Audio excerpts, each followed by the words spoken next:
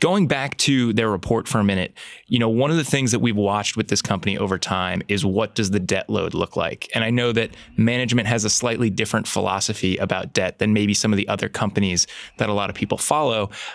It looks like we're going to see more debt coming onto this company's books. We've certainly seen it in the most recent quarter, and there's no sign that that's slowing down. Right, exactly. They've just been adding so much debt in recent years, and at this point, it's over $10 billion. They added $4 billion alone in 2018, and that's really hurting some of these other numbers. For example, they expect free cash flow in 2019 to be comparable to 2018, which is to say negative $3 billion, which is not a great number to forecast. But again, it's kind of this long-term investment in the content business. But another kind of interesting thing that happened is they also named a new CFO earlier this month, at the beginning of January, Spence Newman.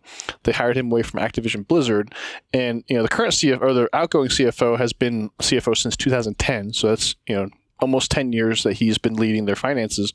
And under David Wells, they really justified this growing debt load by pointing to their debt to market cap ratio, which I've always thought was a really misguided way to look at it, because market cap is just what the market's doing at any given time, whereas your debt is very much a tangible number on your balance sheet that you're paying the set interest expenses. So to tying this debt to market cap ratio as a way to justify just this endless amount of debt, I've always thought was kind of a wrong approach. So one thing I'm interested to see going forward is if this new CFO changes that strategy or changes that rationale at all. Yeah, I'm reminded a bit of that famous quote, the market can remain irrational far longer than you can remain solvent. And I think the reason why most people tend to focus on looking at debt relative to cash, maybe a net debt position or a net cash position, is because if you're focusing on market cap or share price, that can fluctuate pretty wildly. Having the cash is the easiest indicator of whether you're going to be able to pay off the debt that you are facing.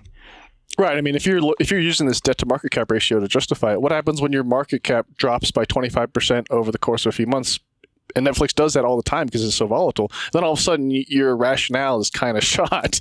And then at that point, what do you do? And I mean, in the letter, they mentioned, we do continue raising debt capital as long as the marginal after-tax cost of debt is lower than the marginal cost of equity. But, again, I think it's kind of a strange approach, whereas they could easily just sell more stock in secondary offerings, which would, might have higher cost of equity, but does not have interest expense associated with it. So again, it's a little too early to know if he's going to change how they approach their capital allocation strategy, but that would be something to keep an eye on. That minor beef aside, I think looking at the results, where this company is going, I know that the market reaction was pretty light to this. I think that they might have even been down a little bit on these results.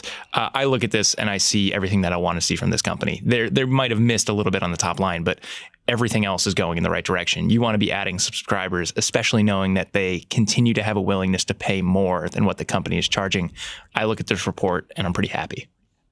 Oh, I agree too. Overall, I'm an investor, and I've been a long-term investor, and I think the record subscriber numbers, record forecasts on subscriber numbers, those are to me very encouraging. Even though I might disagree with some of their debt strategy, but overall, I thought it was a very strong report, and a lot of analysts are still bullish. A lot of price target increases today, and right after the results.